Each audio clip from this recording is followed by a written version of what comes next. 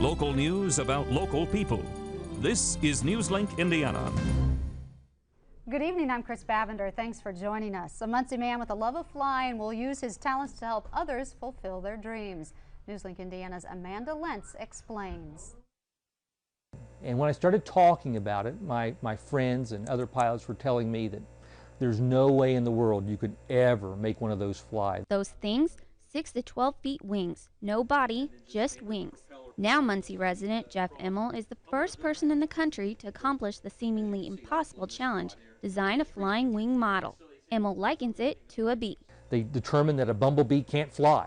I mean, it should not be able to fly, but yet it does. And I think that's how this wing is.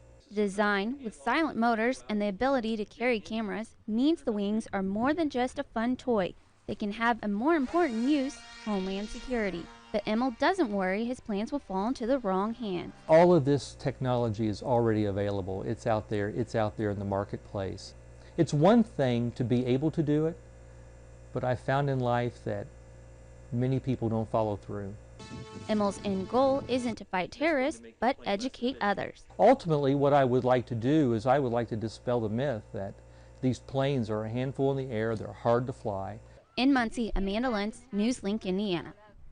Imel's flying wing will be available for other flying enthusiasts in October. He also plans to add a camera to the wing by January. Wayne County went wild for wildlife. About 1,800 people lined up to see Jungle Jack Hanna and his animal pals at Coleman Center in Richmond. Hanna's show included animals of all sizes, from a baby kangaroo to a cheetah. People think about saving animals, but you have to really save our environment before you can save an animal. And that's what people have to understand. All the proceeds from the event went to benefit the Cope Environmental Center. You can see Jungle Jack and some of his animal friends on The Late Show with David Letterman Monday night. Now here's Brian Smith with a look at our forecast. Brian?